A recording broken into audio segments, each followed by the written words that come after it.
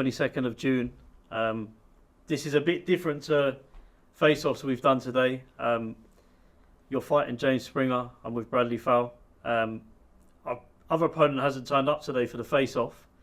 You've obviously made your way down. Thank you for coming today. First of all, how are you feeling? Big night, 22nd of June at Crystal Palace National Sports Centre. 2,000 people attended the last show. How have you been leading up to this fight, and I suppose how's training going? Yeah, not too bad. I've been deep in camp about 4 weeks now, getting there, weights coming off slowly, so be ready. It's interesting as well. Obviously, we're here today doing this. It was more like an interview. A bit annoyed that the opponent hasn't turned up. It's one of them things. Yeah, I was always going to be here. If I say I'll do something, I'll do it. So it's interesting because you and James Springer have a bit of history in terms of you was meant to fight a couple of years ago. That's right. And he says that you pulled out of the fight. You're saying that you fought on the same night. I still fought on the same show, the same night, defending my British title. So yeah, it's interesting because you go back to that, and obviously I think it adds to everything that's going to go on now with this fight. How's preparation been? Obviously, you used to do K1 as well.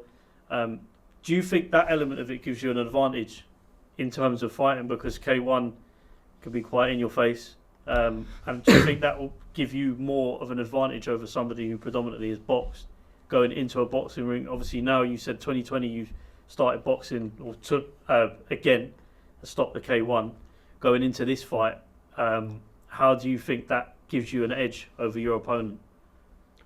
I don't think it does really. Obviously, I was only 4 fights deep when I was supposed to fight him last time, and he was one of the most experienced boys on the circuit. I'll fight anyone, anytime. And with regards to him being in my face, I'll fight at the pace I want. Yeah. If I want to box, I'll box. If I want to stand and trade, I'll trade. Yeah.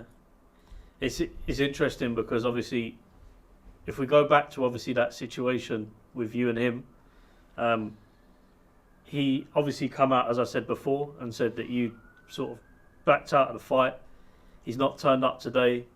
Does that kind of just add to it for on the night when you get in the ring with him? Is that where you're going to take your frustration out? Is there any frustration? You look quite calm, composed, relaxed. It doesn't look like it's bothered you in the slightest, but surely on the night that's going to take some frustration out on him. I'm just going to do what I do. Yeah. I don't really he can't bother me, nothing he can say.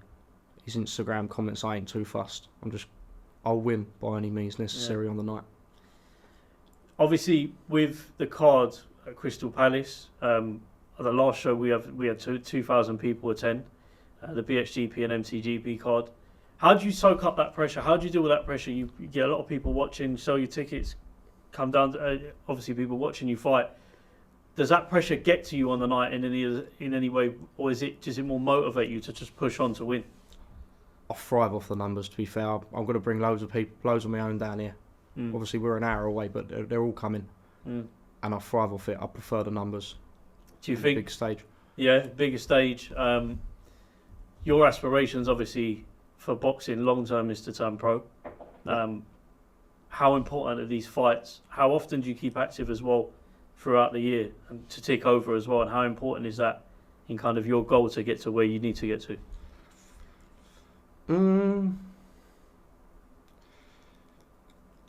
I just train, and when fights come up, they come up. I take them 2 weeks notice, 6 weeks notice. Luckily enough, I'm going to have a good camp for this one. I had to shift quite a bit of weight. I was up at like nearly 80 kilo. I'm coming down now. I'm fighting at 71, obviously. So I had a lot of weight to lose. How long will that take? Or obviously what you've lost going into the fight, how long does that, would it affect you negatively or positively in terms of sometimes that drastic weight loss can take a bit out of you? How's that been, obviously losing that weight? So far I'm making it spot on. I've got about 4.5 kilo to go, so got plenty of time.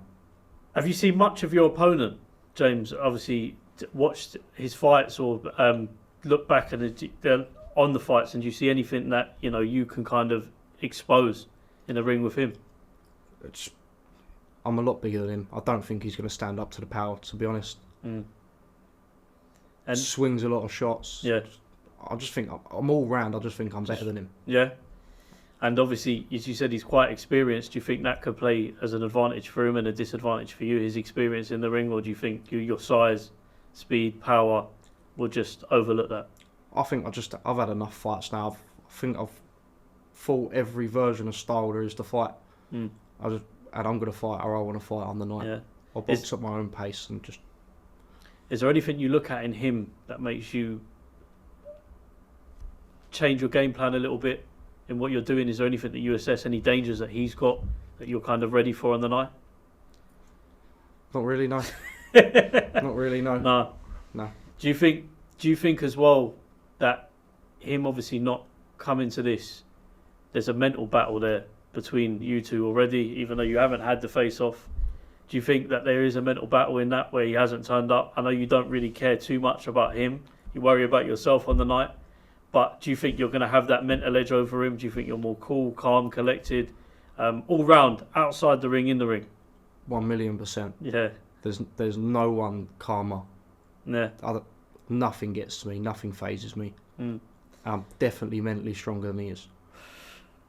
On the night, you're walking down to the ring. So last moments before you get in the ring, and I ask fighters this all the time, what's going through your mind at that point? You've been on shows before, you've done this before, but in those last moments, is there any scenarios that you're playing back in your head? And that will lead me on to my next question. But when you're walking down to the ring, what are your thoughts, or is it just blank, get in there and... As I know on the night, if I'm 100% fit, there ain't ever any doubt, any thoughts. I just know whatever I do will work. And I will be 100%. So yeah, and on the night as well, ask some people about predictions. You think how you're going to win? Are you going to dominate the fight? Are you going to look for the knockout? Some people say you look for the knockout, it doesn't come.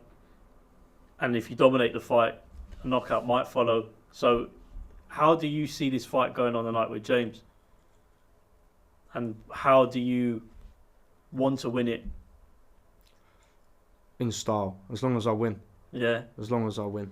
Do you think that will be, obviously you're based off your previous bouts, do you think that, are you confident that you get knockout with someone like James? Having watched his fights before, do you think that is a more likely outcome for you, a knockout or just domination? A knockout. Yeah.